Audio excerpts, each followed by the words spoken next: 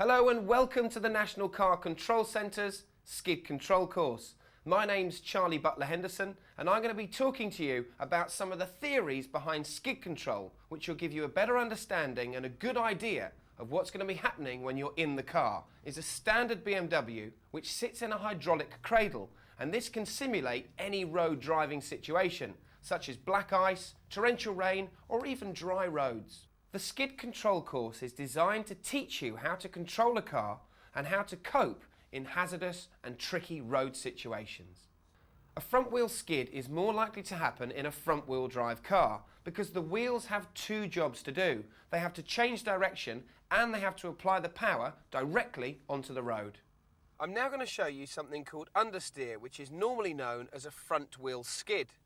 What happens is you go into a corner, normally too fast, or you slip on a bit of greasy surface, and the natural reaction is to turn even more, even though the front's not gripping. So I'll show you that now. So I'm driving along,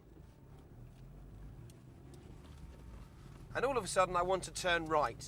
What'll happen is I'll find myself putting more and more and more lock on, all the lock that I've possibly got, and then eventually panicking and stamping on the brakes.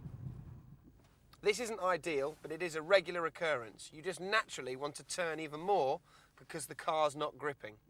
I'm now going to rectify understeer, or a front wheel skid. I turn into a corner, I give it loads of lock, I now come off the throttle, straighten the wheel up gradually. That gives the front wheels less to think about. I'm straightening them up, they're gaining traction, and by coming off the throttle, it just makes everything much better, gives me more grip. A rear wheel skid is more likely to happen in a rear wheel drive car because the power is being applied to the rear wheels. What will happen is the back of the car or the rear of the car will try and overtake the front, and this is known as oversteer. So I've assessed the situation, but there could have been some diesel spilt on the road, so I turn into a corner, the back of the car's come round, and now I'm rolling backwards, completely out of control. Alright, I've ended up quite a long way as well, away from the road where I first started, so not really ideal. I had three options there. Firstly, I could have avoided the situation by assessing the situation better really and driving maybe a little bit slower. Secondly, I could have corrected the slide by looking and steering. The reason why we get you to look and steer, say if the back end of the car has stepped out to my left, I want to steer towards where the back end is going to correct the slide. And if you're looking where you want to steer, you'll end up in the right direction once you've corrected the slide. So this is me showing you how to correct oversteer. I turn into a right-hand bend, all of a sudden slip on a bit of diesel, the back of the car steps out, I lift off the throttle, declutch momentarily to stop the engine braking and the rear wheels locking, and then correct it with the steering and carry on with my journey. And it is actually very satisfying. So let's talk about damage limitation. I'm driving along and all of a sudden I lose control of the car. So I'm turning into a right-hand bend.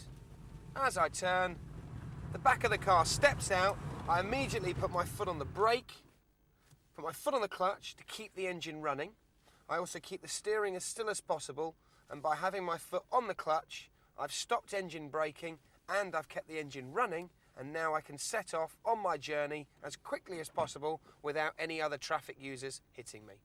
I'm now going to show you a demonstration with a car without ABS. The law of physics states that any moving object will only want to travel in a straight line. It will not want to change direction. So I'm driving along a fairly built-up area, just minding my own business.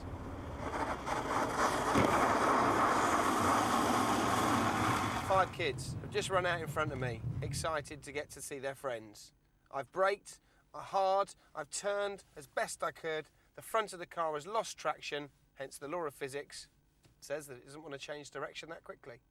I'm now driving a car with ABS. So this will give me the ability to brake and steer, so anti-lock braking. So driving along, same speed, around 20 miles an hour, and as I brake, it allows me to turn and swerve, which is a lot better and a lot safer than a car without ABS. Okay, I'm now going to drive a car without ABS, and I'm the one physically doing the ABS braking. So, something maybe, for example, may step out in front of me, I brake hard, the front wheels lock up, as soon as I come off the brakes, it actually grips, which is amazing. So as soon as I've stopped braking, I'm allowed to turn the wheel, giving me traction to the front wheels to continue then on my brake and avoid. Cadence braking is used by the police and is a very effective way of avoiding an object. It allows you to steer and to brake without locking the front wheels. It's much better than freezing on the brake pedal. Pulse braking is a smoother and more refined version of cadence braking, and you can achieve up to 70% of braking efficiency, but it takes a cool head. Threshold braking is normally used by race drivers and is a very difficult technique to achieve. Most race cars don't have ABS, and the drivers are trying to brake as late as they possibly can without locking up the front tyres. Even Formula One drivers find it a challenge. Right then, we're now going to set up a bit of a grand finale for you, just to see how much you've learnt today, so you can put everything into practice and show basically how much car control you've actually got. You're going to be against the clock, and you're going to be against your fellow students. So here goes. It's a figure of 8 course, it's good fun, but try and put everything into practice that you've learnt. So we go round, bring the back end out, control it. Trying to keep it as tight as possible as well, that's the aim, is not to get it to lose control too much, because the wider you go, the more time you're wasting using extra bits of tarmac that you don't actually need.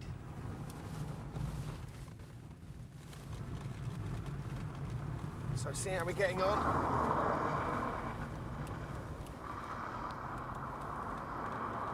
Around the next one, so it's quite a good figure of 8. Trying to keep it tidy, that's the aim. Trying not to waste time. Nearly at the finish. And stop. Great fun. Okay, that's enough from me. I hope you've benefited from some of the safety tips and the theories behind a skid. It's now your turn to put into practice. Remember, have fun and be safe.